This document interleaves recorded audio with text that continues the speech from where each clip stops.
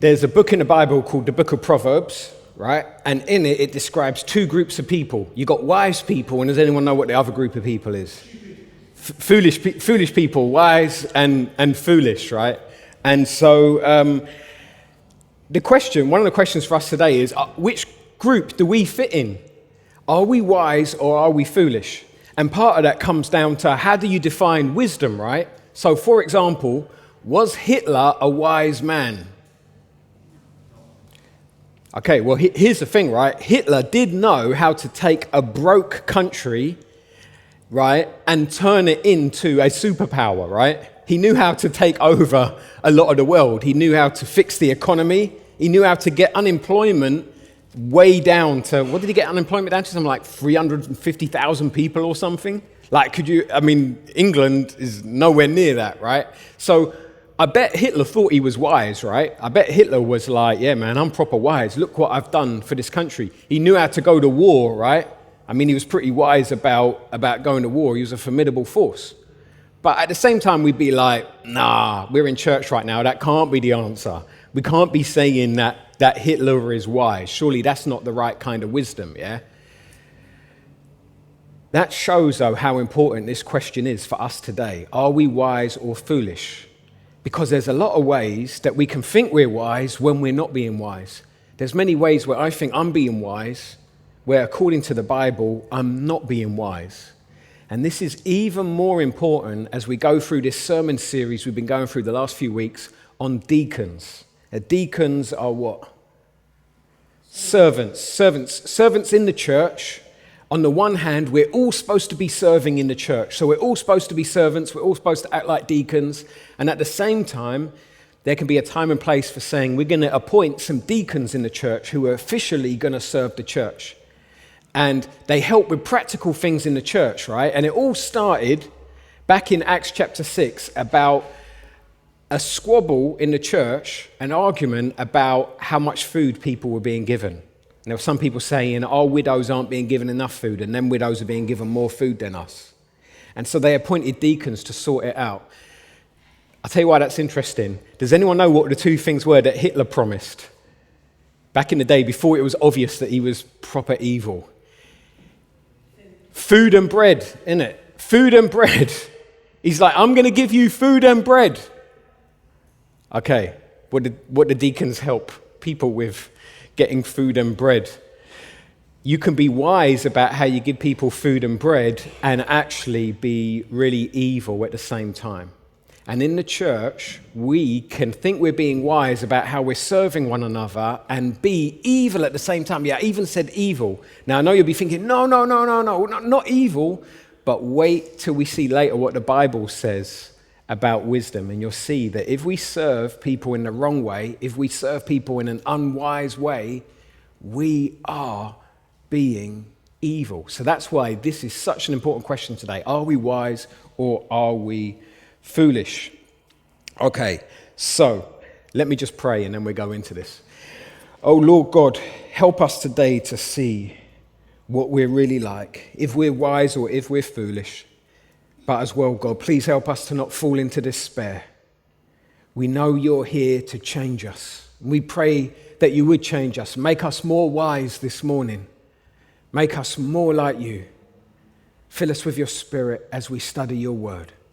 Amen. Okay, so let's go to Acts chapter 6. So this is after Jesus has died and risen again, right? And you've got the church is growing. It's growing hugely. And food is being given to the widows, because back in those days, if you were a widow, there was no income support.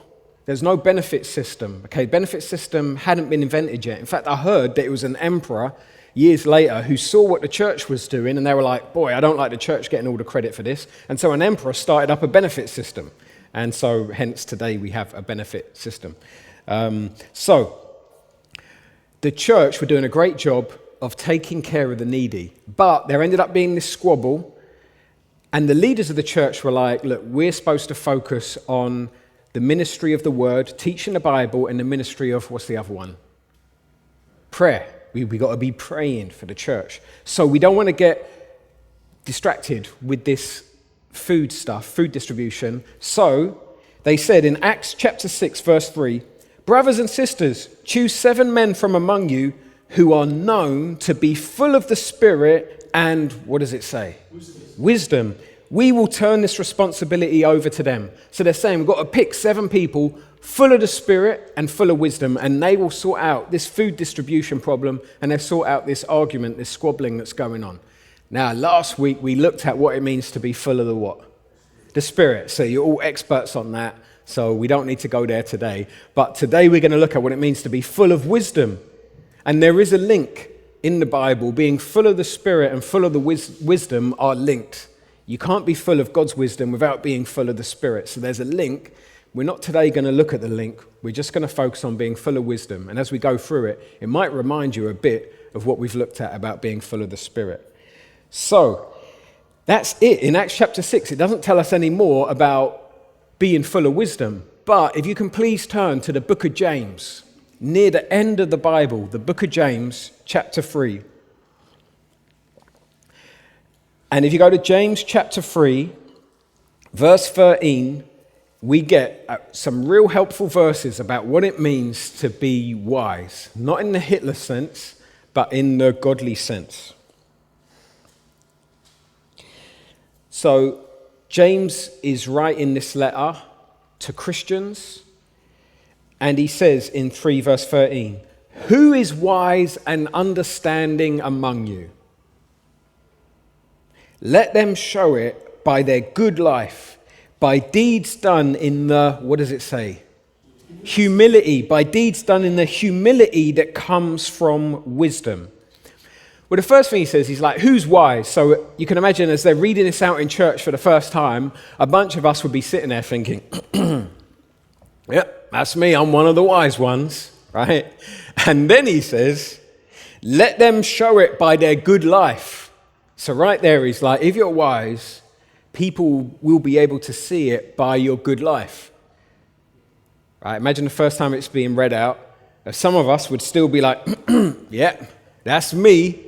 I'm pretty sure everyone can see my good life. I bet they're thinking I'm well wise right now. It's probably what everyone was thinking at the same time. So the question is, what does this mean by their good life? Does it mean if you're good at managing money, if you're wise with managing money, people in the church will see that and they'll be like, yeah, you are wise. You've managed your money well. You're definitely wise. You've managed your education well. You're definitely wise. You've managed most things in your life well. You are wise. Does it mean that? Yes and no. It could mean that, and it might not mean that, because it says, let them show it by their good life, by deeds done in what? Humility. Deeds done in humility. If you're wise, the good deeds you do will be done in humility. So let me tell you about Jeff. Jeff has always been good with money, right? Jeff's so good with money, right, that he actually managed to buy his own house at the age of 23 years old in London, okay? So proper good at managing money, yeah? But here's the thing. Jeff is very proud of how good he is with money. And he's always telling other people, oh, you want to be good with money like me? I have a budget. This is how, do you want to see my budget? I'll show you my budget. You need to have a budget like me. You need to be wise with me. I'll tell you why you ain't bought a house yet, because you're not being wise with your money. And that's how Jeff is. And he actually looks down on other people who aren't wise with money the way he is. So let me ask you now, is Jeff wise? No, according to the Bible's definition, he's not wise. But does Jeff think he's wise? Yeah. It's scary, right, isn't it? Because what this verse does is blows out of the water all our ideas about us being wise, right? It certainly does for me. It's like many ways where I think I'm wise. It's like, oh, well, if I'm not humble in that area, then I'm not wise. Okay. What does Jeff need? He does need humility. And to get humility, what he needs is the gospel. He needs the good news, because what Jeff is clinging to is something called self-righteousness, where he feels good about himself because of something he's done. He needs the gospel, the good news, which says Jesus gives us his righteousness. And when we got Jesus' righteousness, we don't have to generate our own self-righteousness, and then we don't have to make other people aware of how wise we are with our money or whatever it is, because we just rest, we just chill, knowing that we got Jesus' righteousness. So that's what Jeff needs. He needs more of the gospel to realize I don't need to make my own righteousness. The gospel is the answer to being wise and to being humble. Okay, it says, let them show it by their good life, by deeds done in the humility that comes from what? Wisdom. So where does humility come from? Wisdom. Has anyone heard of Socrates? So Socrates was an ancient Greek philosopher, right? And it's said that he said this, but, we don't know for sure if he really said it, I don't think. But supposedly Socrates said this: the only true wisdom is in knowing you know nothing. The only true wisdom is in knowing that you know nothing. In other words, as soon as you start thinking, yeah, man, I know all there is to know about that, you're not wise anymore. Yeah, in other words, wisdom is saying, I don't know enough. Wisdom is saying, I don't know enough. And if you're saying, I don't know enough, are you being proud or humble? Humble, right? You're being humble when you say, I don't know enough. That's being humble. And when you say, I don't know enough, you're now being what? You're being humble and you're being wise, right? So you see the link between humility and wisdom. Being wise is a lot about saying, I don't know enough. So part of Jeff's problem is he's like, I know enough about money. Not realizing maybe there's more he needs to know about money. And by the way, if anyone here ever does feel like, yeah, man, I know about money, I'd suggest reading Randy Alcorn's book, Possessions and Eternity, I think it's called. And what you find in the Christian world, there's always more people who know more about being wise about money. Always people who are better with money. Like, when you're giving money to the church, and maybe for a time you're giving 2%, and then after a while you're giving 5% of your income. One day you're like, I'm giving 10% now. And then you hear some next guy who's giving 15%. And you're like, 15%? Wow. And then you start giving 15%, and you're like, yeah, man, I've arrived. And then you hear about that guy who decided he was going to give 90% of his income to God. He said, I'm just going to flip it around, keep 10% for myself. You hear stuff like that and you're like, there isn't any place for being proud in it. There's always more you can learn about how to manage money. By the way, I'm not trying to subtly hint to you lot to start giving 90% of your income. I mean, if the Spirit leads, whatever, but that wasn't meant to be a way of kind of emotionally blackmailing people. It's just a way of saying there's always other people who are even better with money. We can always learn more about it. Okay, so many problems in the church and in the world are caused by us thinking we know enough, right? So 3 types of problems in church life. There's probably more, but I'm just going to say 3 today. You get theological problems, yeah? You also get church practice problems, and you also get relational problems. So first, theological problems, right? This is when you're chatting to someone else in the church and you discover that you've got different theologies about things. So, for example, you might discover that someone thinks that God is in control of everything that happens in the world. And someone else thinks, I don't think God's in control of everything that happens. There's some things I don't think he's in control of. That is what you call a theological difference. Yeah? Or one person thinks that the Bible teaches that once you've said, I'm saved, I believe in Jesus, that you're saved forever no matter what you do, and another person thinks, no, it doesn't quite work like that. These are theological problems. And they will always happen in church because we're not clones of one another. But here's the thing. When we think, I know enough about this, then the way we talk to one another is nasty, right?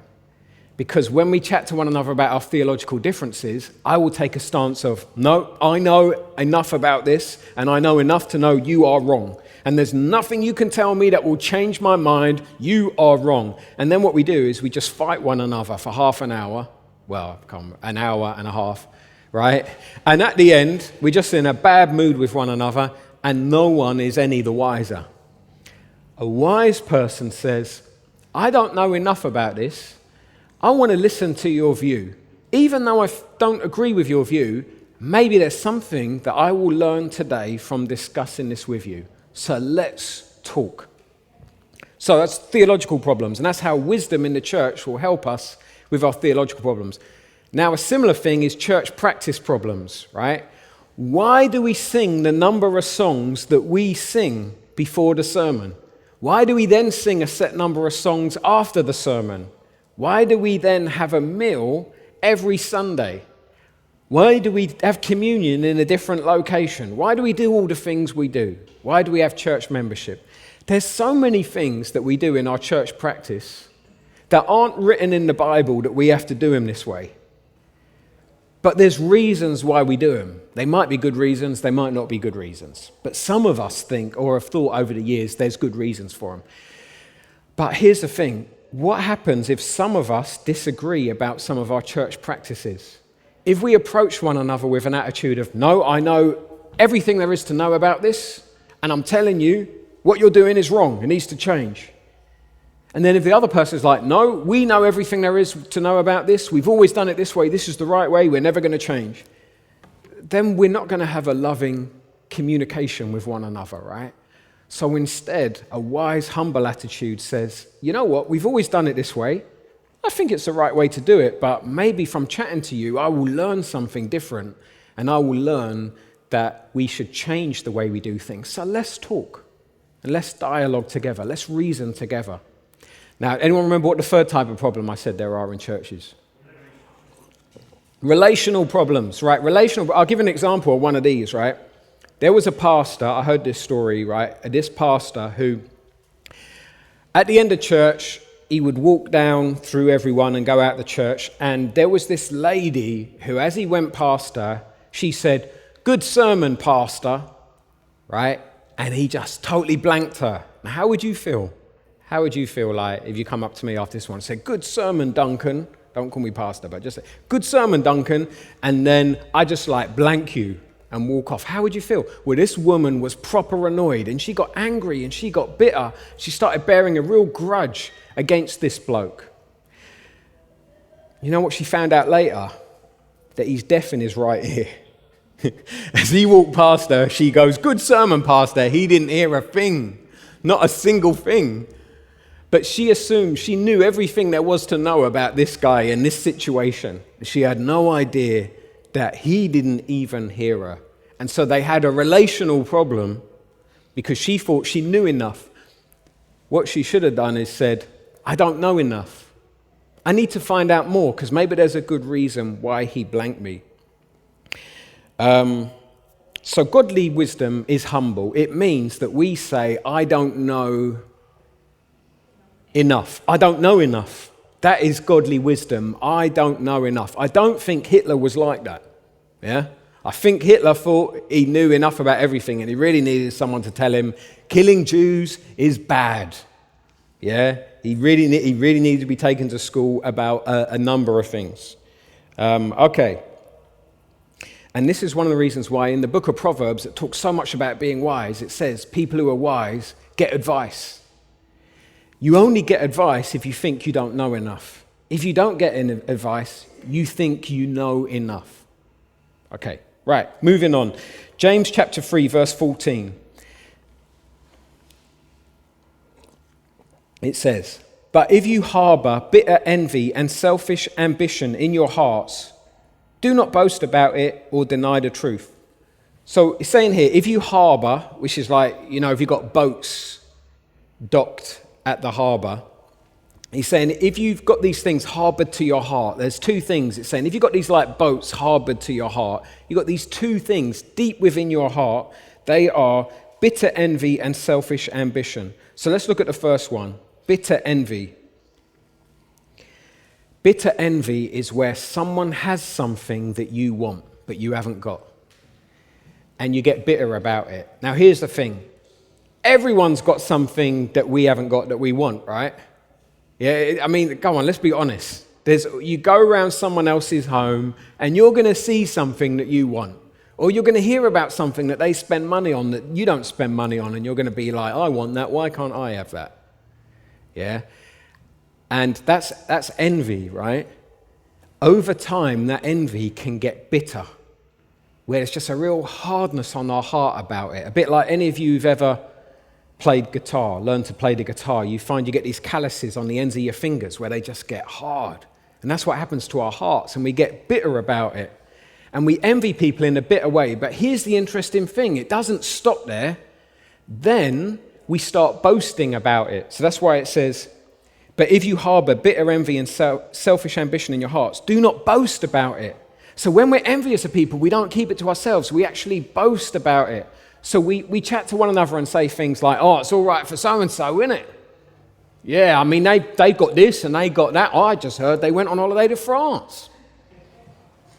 You know, and we totally forget that maybe 5 years ago we took a holiday to France or something, you know. But, you know, that's what we're doing. We're boasting about our bitter envy. If we translated it into heart language, we'd be saying, I'm proper envious about this person and I'm bitter and I'm telling you for some strange reason. Right? That's bitter envy. That's what we do. We love to do this. We love to do this, right? Now,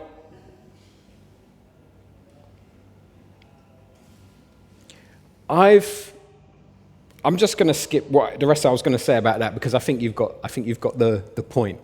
We do it so much, it's ridiculous. Now, the other one it says is selfish ambition. Selfish ambition is where deep down inside we have a desire to build our own kingdom. And here's the thing, we all have it. We all have it. We can look at Bolt and be like, he's an amazing runner, but he don't half know it, you know. But at the end of the day, we're all like that inside. We all have an element to us that we want to be number one. The only reason why we're not going in front of the whole world is because we can't run that fast. But let's face it, if we could, we would, right? And then some, yeah? Even if we didn't, if we pretended we were humble, deep down inside, like if we were like, oh, please, please, deep down inside we'd be like, yeah, everyone knows I'm the fastest in the world, yeah. Selfish ambition, we all have it, right? And again, here it's saying, if you've got selfish ambition, don't boast about it. Now, people do boast about it. In the book of the guys James was writing to, it sounds like some of them were boasting, saying stuff like, oh, next year we're going to do this and we're going to do that and we're going to start up this new business and make loads of money and all this kind of thing, and just boasting about their selfish ambition. I tell you something, Facebook, Twitter just shows we're full of it. We're full of selfish ambition. Do you know what? I had a Twitter account, right, which I've closed down about a year ago or something. This Twitter account I said, I'm only going to follow pastors. Do you know why? I thought, Facebook, I'm just friends with loads of people out there. I want to keep in touch with certain people. But Twitter, I just want to go to it when I want some encouragement. I want to see something godly, something uplifting. I don't want to hear about how someone's fed up with their girlfriend or their boyfriend or anything like that, or what's wrong with the government. I just want to be encouraged. So I started following loads of pastors. And do you know what I saw? Not from everyone, but I saw a lot of selfish ambition. People tweeting, oh yeah, I've got an amazing sermon I'm getting ready right now. Oh yeah, do you want to see my sermon notes? These are my sermon notes. Here's a photo of me preaching. Here's an action shot of me giving the word to the people. Oh yeah, here's me now going on date night with my wife. Yeah, manhood. All this kind of stuff, you know? Like, now, and here's the thing. Here's the thing. It doesn't encourage you at all. And then also, what I've also discovered, when you end up in a wheelchair and when on bank holidays, you can't take your family out on a sunny day. And then you see all these people, here's me with the family, biblical family, and all this kind of stuff.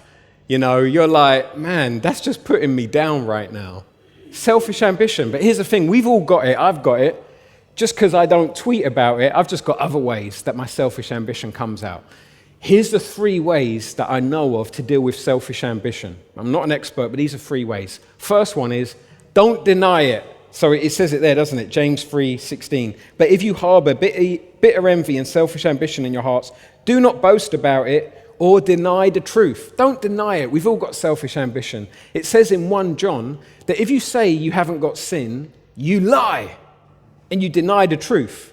The Bible says you're full of sin. We're sinning the whole time, right?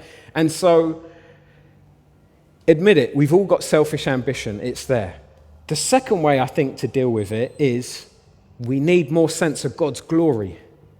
We need more sense of God's glory. Like the book of Ezekiel starts with Ezekiel having this vision of God's glory. And that's a great way to start any kind of ministry we do, with a sense of God's glory, because the more we're aware of God's glory, the less we want to build up our own kingdom, because we realize my kingdom's rubbish, but God's is amazing. A bit like, have you ever done one of those things? You're at the beach and you're building a little sandcastle.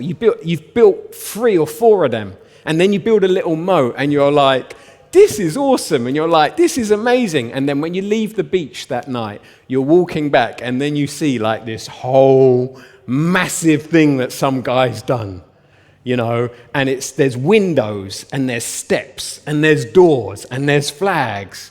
And you're like, oh, mine's a bit rubbish, really. The more we're aware of God's glory, the more we'll be like, do you know what? My own kingdom is rubbish. Why am I wasting time on my kingdom? Third way, I think, to help us with selfish ambition is to go to other people. And when we're doing stuff, to ask them, hey, help me here, because I don't know if this idea I've got is for God's glory or if it's for my own selfish ambition. Now, if that person's wise, they're probably going to tell you, do you know what, there's always probably going to be a bit of both, but let me help you make a wise decision. Because a wise person says, I don't know enough. I don't know enough. I need to go to someone else. They will help me, because there could be some selfish ambition in what I'm thinking right now. Okay, you've got it. All right. Let's now move on to verse 15. James says, such wisdom does not come from heaven, but is earthly, unspiritual, demonic. Wow. So he's saying this type of wisdom that we've just gone through, the type of wisdom that Hitler would do, and the type of wisdom that we can all do, where we think we know enough, this type of wisdom doesn't come from heaven. It's earthly. So you could say it's worldly. Well, that's pretty bad. And I think we're all aware there's many ways we can all be worldly. But it also says it's unspiritual. So it's the opposite to being full of the Spirit, right? Instead of being full of the Spirit and it coming out of God's work, it's not. But not only that, what's the last word it says? Demonic. Demonic, of the devil. It comes from the devil. It comes from demons. It's really interesting if you look how many times in the New Testament where it talks about problems in the church and problems in Christians' lives that actually come from the devil. Now, C.S. Lewis said that, one of the greatest tricks the devil ever did was to convince people that he don't exist.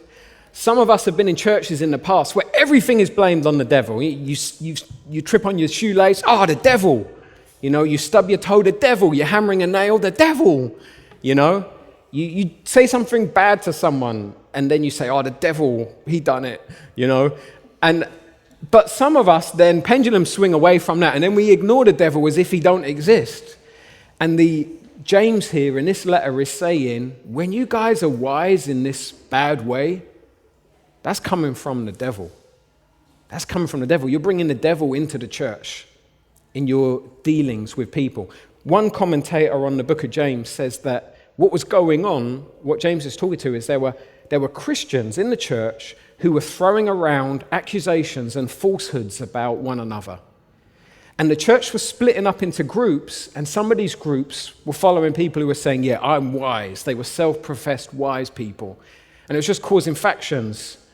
And it's like, this comes from the devil. That's why it's so important that we're wise in a godly way and not foolish. Okay. So then it says, verse 16, for where you have envy and selfish ambition, there you find disorder and every evil practice.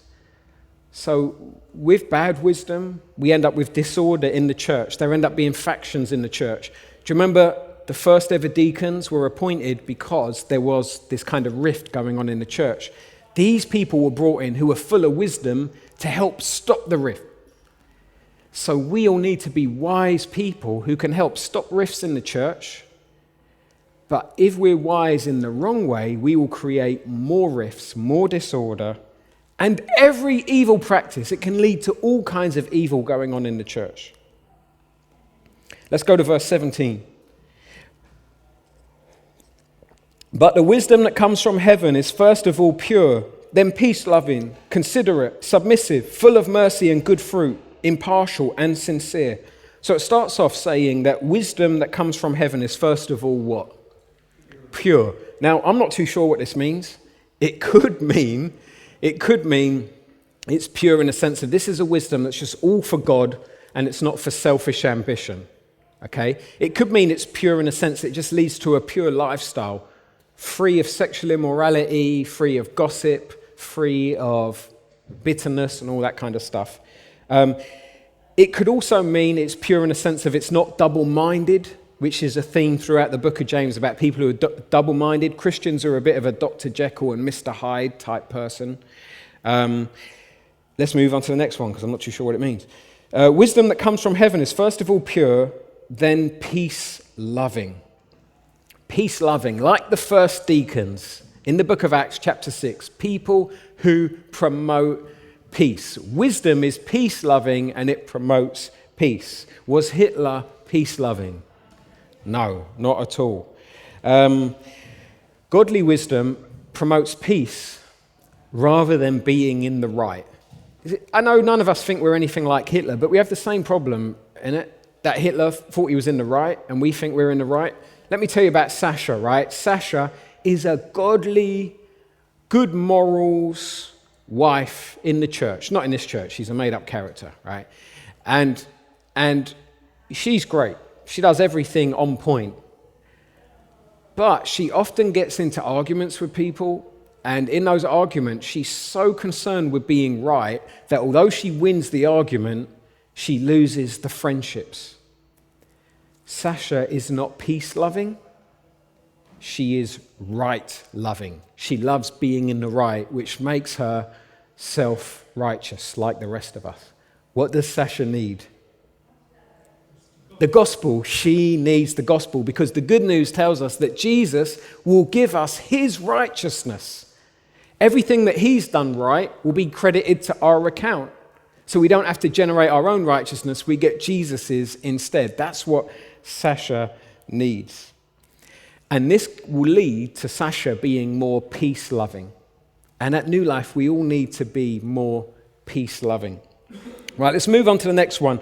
What's the next one in verse 17? Wisdom that comes from heaven is considerate. It's one of my favorite ones here. Net Bible has it as accommodating. Yeah, that's a New English translation that wisdom from above is accommodating. And in the Net Bible, they got a footnote that says open to persuasion. Open to persuasion. So wise people are people who are open to persuasion from other people. So a wise person is not someone who's like, no, you're wrong. Shaking their head, arms folded. That's not a wise person. We might sometimes think people like that are wise, but according to the Bible, that's not a wise person. There's a leadership guru in America called Andy Stanley. And he talks about gaps, and he says that in our dealings with one another, we always create gaps. So, for example, if you tell someone you're going to meet him at 10 o'clock, and you turn up at 10:15, there's a gap now in your relationship. And the other person, with that gap, they don't know what to think, right? You might be 15 minutes late because you saw someone run over by a motorbike, and you went to help them. And that would be a good reason for being late, right? You might be 15 minutes late because you were just lazy and you didn't care about the other person and you thought, I don't care, I'm going to turn up late, and that wouldn't be nice. You might even be 15 minutes late because you want to make them wait because you want them to know what it feels like when they made you wait last time, and so on. But the other person has no idea. They just have what Andy Stanley calls a gap. But here's the problem. What do we fill the gap with? Suspicion, right? We fill the gap with the worst case scenario, like they're late because they're out of order. That's why they're late. Yeah? You might even leave them a really rude message. Imagine that if then later you found out they died or something. You left them this really rude message. Where are you? You're late. I'm tired of this. There's gaps. And a wise person says with these gaps, I don't know enough. I don't know enough. I think by the end of the sermon, this will be working. I don't know enough about the situation, so I'm not going to assume they've done something wrong. I'm going to hope, 1 Corinthians 13, love always hopes. I'm going to hope that there's a good reason for them being late, okay? I'm not going to fill that gap with something negative. A wise person will be like this. They will be accommodating, open to persuasion, open to the fact that even though you're late every single time and there's always a bad reason, this time I'm going to be open to persuasion that possibly there's a good reason. I will be open to persuasion. Wise people are accommodating, open to persuasion. They are considerate. Now, when I was a kid, on the tube, if there was a pregnant woman standing up, what would happen?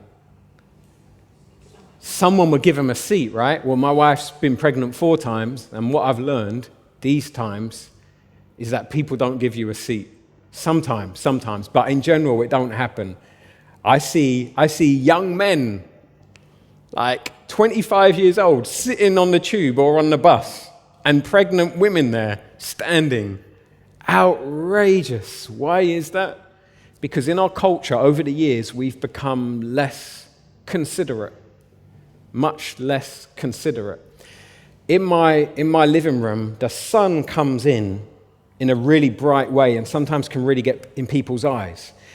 And if I'm sitting with a group of people and I see the sun going in someone's eyes, I like to wait. Not because I'm cruel, not because I'm thinking, yeah. Not because of that, because I'm curious to see, will anyone get up and move the curtain for this person so the sun isn't in their eyes? I like to wait a bit and see, will anyone move the curtain for that person? Because I'm always on the lookout in New Life Church for who is considerate. Who is considerate? Who has an awareness of where other people are at? Because those people will make great deacons. And the more considerate we all are, the better we will be at serving in New Life Church. And like we saw a few weeks ago, the better we are at serving, the more the gospel will spread. And this is so important for deacons. If you're thinking about right now, like, maybe should I become a deacon? But even if you're not, if you're just part of Jesus' family, you're called to be a servant like a deacon. This is so important because deacons often have to deal with people who are suffering. And when people are suffering, people are vulnerable, and they really need people who will be considerate. What's the biggest story in the Bible about a human who goes through great suffering? Job, right? Job. So when I was saying human, I meant only human, not fully God and fully man, not Jesus. But Job went through great suffering, and a large chunk of the book of Job is word for word the words of not Job or God, but of Job's mates, his friends. And they're horrible to him. And what's the saying for those kinds of people? Idiots. Job's comforters. Job's comforters. And here's the thing. A lot of people go to the book of Job trying to find out the answer to suffering. And you get some answers, but if that's all you're looking for, you can come away thinking, why all these other chapters? I think a large chunk of what Job is about is what happens when one of God's people goes through mourning and when their friends don't have wisdom and they give them a hard time because they don't have understanding, they don't have consideration, because they think they know enough. And they haven't said, Job, we don't know enough. We want to help you, but we don't know enough. Help us to help you. It's a very sad story recently about a well-known pastor who has just filed for divorce with his wife. And on Facebook, there were people making lots of comments about it. And then a woman wrote a comment saying, I'm a Christian, I've been divorced. She said something like, a lot of you lot are Job's comforters. And I thought, you know what, she's got a really good point, because a lot of people are weighing in without consideration, without knowing all the details. There's so many details we don't know about. One detail that I do know about is that this pastor and his wife, when they started off at that church, they had a team of people in the church that were working to get rid of them. That's got to take its toll in your marriage, surely. And I'm sure there's lots of other stuff we don't know about. If someone says to me, what do you think about that situation? I want my knee-jerk reaction to be, I don't know enough. I don't know enough. And so, good servants in the church, when we're dealing with people who are going through suffering, we will say to one another, I don't know enough about your situation. It looks like you're hurting. Tell me how I can help you. Yeah? Tell me how I can help you. A bit like that film, Help Me to Help You. You know, help me to help you. Some of the ways that we're bad at serving is when we're like, I know what you need, and we weigh in, rush ahead with our own idea, instead of saying, help me to help you. I don't know how to help you. Can you help me help you? Friends of mine who've gone through tremendous suffering, I found it really interesting asking them about their experience and hearing them say, you know what was really horrible was when people at church did this, when people at church said this, and you listen to it and you're like, oh, how many times have I done that? And it shows me I don't know enough. When people are suffering, I need to be considerate. Try to understand their viewpoint, their experience. Okay, the next one in the list, James 3:17, is what? Submissive. So godly wisdom is submissive. Godly wisdom means deacons in the church are submitting to pastors, but deacons are also submitting to other members of the church. It means that members in the church are submitting to one another. When we're wise, we submit to one another. There's a horrible stereotype, isn't there, in some Christian circles of this idea that the man is the head of the household, and that means that he just tells his wife, this is how it is, and his wife just has to submit and be like, yes, yes, yes, okay, I will do it all. Not realizing that in the Bible, the husband should actually be loving his wife and actually being like, this is what I think we should do. Can you tell me what you think about this? Because I don't know enough. And then together they come to decisions. And yes, in the Bible, the husband is supposed to be the leader, but it's the loving type of leadership. It's the submissive leadership where the leader is submitting to God as he leads his wife. And part of that submitting to God means treating his wife in a special way and with so much love and care that she doesn't feel like, well, I've got to be submissive now. But she actually feels like, I like serving my husband. Okay. Even if you're not married, this is an attitude we're supposed to have with one another, where we're submitting to one another's needs and saying, do you know what, right now, I just want to go to cinema, but you've had no food for a day. I'm going to order a takeout for you or something. Okay, what's the next one on the list? Full of mercy. So if we're wise, we're supposed to be full of mercy. Well, there's lots of wise people right now talking about how we mustn't let immigrants or migrants into the country. And there's people who, they're probably cleverer than me when they understand how the economy works and everything. And they're probably cleverer than me when they understand about the welfare state and the implications of it and all that. But when you've just heard about people who've drowned in the sea trying to escape their country, people dying in trucks, babies found dead in vehicles. Boy, surely that's not wise if we just have this attitude of, well, it's bad for our economy, it's not fair. Shouldn't there be some mercy? I just say that as an example of how we can have lots of knowledge about a thing, but not be merciful. And deacons, and wise people are supposed to be people who are full of mercy, have mercy with one another. And in James, there's this theme about mercy where it says, true religion is this, to look after widows and orphans. So the idea is that wise people are people who are like, man, I want to help those widows and orphans there. I want to help them. I'm full of mercy and I'm going to help them. Now, this is a contrast to, certainly in America, I've heard horror stories of deacons in churches who are just known for being really scary. People are afraid of the deacons. Pastors are afraid of the deacons. I've heard of deacons getting their pastor fired and stuff. And sometimes deacons are seen as people who are really good at paperwork, right? But people who, if you went to them, you'd be really scared to say, I've been out of work for 3 months and I can't feed my family and I'm just wondering, can the church help in any way? And you'd be expecting the deacons to be like, no! But in the Bible, servants, people who are full of wisdom, are people who are full of mercy. They're wise, they're not foolish, but they're full of mercy and they're like, I've got so much mercy for people. I want to help people. Just got to think about how to do it in a wise way. Okay. The next one is full of good fruit. So godly wisdom leads to good fruit in our lives. And it says you will know them by their fruits. That's what Jesus said.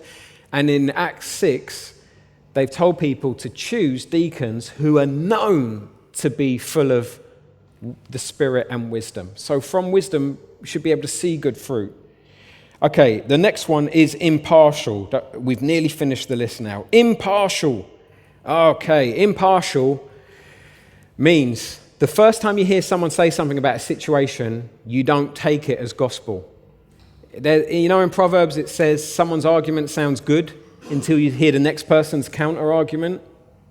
Yeah? So a wise person is impartial. A wise person, when someone comes and tells them something, they think, I don't know enough. That's why if I have someone who's married come to me and say, this is the situation with my spouse, I say to them, I can't really help you until I've talked to the both of you because I don't know enough. Because there's always 3 sides to the story, your side, her side, and God's side. So we need to all meet up. A wise servant doesn't like to gossip. In fact, when someone comes to them and says, I need to tell you something about someone, they go, stop. I don't want to hear it because I don't want you to poison the well. You know the saying, poison the well? Where someone comes, pours some poison in the well, and the next person comes to drink from the well, and they're like, oh, that tastes nasty. That's like if you tell me, oh, I'm going to so-and-so's house later. They said they're going to pray for me. And I go to you, did you know that person has a massive problem with lust? I've just poisoned the well, right? So now when you go around their house, you're going to be like, just really uneasy. So a wise person's like, no, stop. I don't want to hear it from you. I'd rather hear it from the horse's mouth, if that's all right. So I'll go and chat to that person, but I don't want to hear it from you. On Facebook, there was the most wonderful thing I've ever seen on Facebook, I think. Right? There was one of those pictures. I never know if they're memes or memes, but there was a thing that said, gossip stops when it meets a wise person's ears. And I was like, oh, I like that. Now, I didn't share it or anything because I just don't like using Facebook for those things, but I was like, that is heavy. That is so true. Gossip stops when it hits a wise person's ears because a wise person says, I need to be impartial, and what I'm hearing from you now makes it hard for me to be impartial. So we need to stop there. Let's move on to the next one. This is the last one. What is it? Sincere. So a wise servant is sincere. They're genuine. They don't say one thing to you and then say another thing to someone else. Isn't that one of the worst things about Roehampton? Like, it took me a long time to see this. I'll be on Danebury Avenue. I see someone chatting to someone. They're all like, yeah. See you later then. And I come along and they're like, right, how you doing? And they're like, oh, that's so-and-so there, right. You know? And I used to think, well, at least this person's friendly with me. And then I realized, wait a minute, if they just done that to this person, then they're probably doing the same thing to me. So, wise people are genuine, they're sincere, and if you're going to be a deacon at New Life Church, is so important because you're going to be dealing sometimes with people who are very vulnerable because they're hurt, they're suffering, and they're going to have to let you know some confidential information. Because if someone's coming to you saying, we ain't got no money to feed the family, can the church help? Deacons are probably going to have to say, we need a bit more information about your finances for us to make a wise decision. So you've got to give them private, confidential information. And you need to know this person's sincere. Or you might have to let them know, I've got cancer, but I don't want everyone to know yet. There's certain reasons why I can't let everyone know yet, because my grandchildren don't know yet, and so-and-so doesn't know yet, my sister doesn't know yet. And you need to know that that deacon is going to be sincere and genuine, and they'll be like, don't worry, my lips are sealed. Is it okay if I tell the pastor, though? Is it okay if we talk between, and maybe with other deacons so that we can help you best? You know, and you know that person's word is good. It's so important. Otherwise, people are going to experience Job's comforters. But even if you're not going to become a deacon in the church, this is something that's good for all us people to be wise.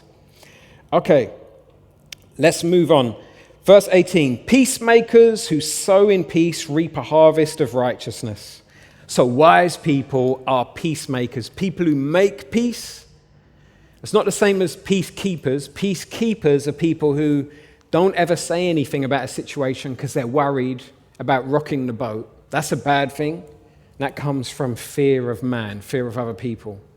But fear of God, which is the beginning of all wisdom, according to Proverbs, says, I'm going to make peace, even if it means rocking the boat a little bit. And at New Life Church, we need deacons and we need members of the church who can make peace out of the chaos. Because I don't know if it's only my life and my family life, but my family life is chaotic. I don't know if it's the same for you guys. I mean, one thing I've learned about having 4 kids is that getting 4 kids to bed at night in 2 bedrooms is just not possible. I mean, it must be possible, but we haven't worked out how to do it yet. Which means evenings have taken on a whole new meaning. It used to be, what do you want to do tonight? Now it's just like, how do you contain the toddler? And when's the baby going to stop wanting to eat? And when are our older kids ever going to be able to get to sleep? And life becomes chaotic. And I don't know if that's just me, but I'm guessing some of you have got areas of your life where you feel like, boy, this is chaotic. And when we all bring this together as a family, a church family, it gets even more chaotic, right? And so we need one another to help bring peace where there's chaos. Okay, so let's wrap this up. In the Bible, where do we see this kind of wisdom? Who in the Old Testament was known to be wise? Solomon was known to be wise, right? He was amazingly wise, but in the end, he really messed up, didn't he? Poor bloke, he really messed up. Now, why did he mess up? I think 1 Kings 11. I know I've preached on it before. It looks like there may have been selfish ambition because he ended up having too many horses, too much gold, and too much women. And these were all things that the Old Testament warned about for the kings. It said, when you're a king, you mustn't have too many women, too many horses, too much gold. And this is what Solomon did. That's selfish ambition, I think, building up your own kingdom. And so in the end, he wasn't wise, even though he'd been given so much wisdom. I'll tell you a bloke who was really wise, though, is Joseph. Remember Joseph? I mean, Joseph got betrayed by his brothers, but years later showed them mercy. And mercy is a sign of what? Wisdom. That's what we've just seen. He showed them mercy, which is a sign of wisdom. He stockpiled loads of grain so that millions of people wouldn't die in a famine. That's also mercy. That's an act of mercy. And it's also a sign of being considerate for others, right? Now, being considerate is a sign of what? Wisdom, right? So Joseph was really wise, yeah? Another guy who's really wise in the Old Testament was Daniel. Daniel was really wise as well. There are wise people in the Bible, but none of them come as close as Jesus. 2,000 years ago, you've got in heaven, you've got God the Father, God the Son, and God the Holy Spirit, one being, but 3 persons. In heaven, everything's perfect, and they make a plan to save us sinners. And God the Father sends God the Son down to the earth. And Jesus came down to the earth. And now, please, look with me again at James 3, verse 17. And look how well this describes Jesus. James 3:17 says, but the wisdom that comes from heaven. Doesn't that sound a lot like Jesus? Where did Jesus come from? Heaven. The wisdom that comes from heaven is first of all pure. There's no one as pure as Jesus who's ever lived this life, okay? And then it says, then peace-loving. Oh, Jesus was so peace-loving that he died a brutal death on the cross so that he could make peace between us and God. He took our punishment. He stood in the gap between us and God so that we would no longer be God's enemies, but we would be at peace with God. So we now have peace with God because of Jesus, what he did on the cross. Jesus is peace-loving. The next one, he was considerate. Jesus was so considerate, right? Who are the people who he's famous for hanging around with? Sinners. People that, in everyday language, people are like, they're sinners. The tax collectors, that'd be like the drug dealers today, and or maybe even the city bankers. I'm not too sure. But, and then prostitutes. These were people he would hang around with. He was so considerate. And it says in the Old Testament about Jesus, a bruised reed he will not break. So if there's someone who's feeling really bruised, Jesus won't come along and be like, fix up. Instead, Jesus comes along in a considerate way and says, let's have dinner today. That's what Jesus was like, considerate. What's the next one on the list? Submissive. Jesus submitted to his Father's will. God the Father says, Son, will you go and save these people? And Jesus says, yes, Dad, I will do that lovingly. And before he went to the cross, he was crying in the garden. And he was saying, if possible, remove this cup. But not my will, but your will be done. There was a sense in which he didn't want to go to the cross, but he did because he submitted to the Father's will. He is submissive. What's the next one on the list? Mercy. Mercy. He showed mercy at the cross, right? He said, Father, forgive them. They know not what they're doing. And he died on that cross so that he could show us mercy for all our wrong. So that I know that right now, if I died and got to see Jesus face to face, he wouldn't look at me and go. Instead, there'd be a face full of mercy saying, I've got mercy for you, Duncan, because I took your punishment on the cross. He's full of mercy. What's the next one on the list? Good fruit. He constantly bears good fruit. Jesus is constantly bearing good fruit all over the world. It's beautiful. The next one is impartial. Jesus is impartial. The Bible describes the devil as gossiping about you all the time and slandering you to God. And Jesus don't listen to that. Jesus is like, no, I'm not listening to that. I've clothed this child in my robe of righteousness. They're holy and blameless in God's sight. Jesus doesn't listen to any gossip about you or any slander about you. He's impartial. And God the Father just looks at Jesus' record of right when he looks at you. It's wonderful. Okay, the next one, he's sincere. Jesus is the most sincere person to have ever walked the earth. Everything he said, he meant. Everything he did, he meant. No dishonesty at all, which means he's genuine. He's the one we can trust. He is the wise one. Let us go to him now to ask forgiveness for the ways we're not wise. But let's also ask God to give us wisdom, because this wisdom comes from heaven, which means you can get it. But it also says in the book of James, you've got to ask for it. And that's just the way God is. The other day, one of my kids was walking around outside the house, and they kept kind of coming up to the door and going. So on the other side of the door, I'm like, what's wrong, son? And they would go. And then they would walk around again. I go, what's wrong, son? They go. Then they went to the door and tried to open it. And then they went. And I said, do you want me to open the door? And they went. They walked around a bit, came back.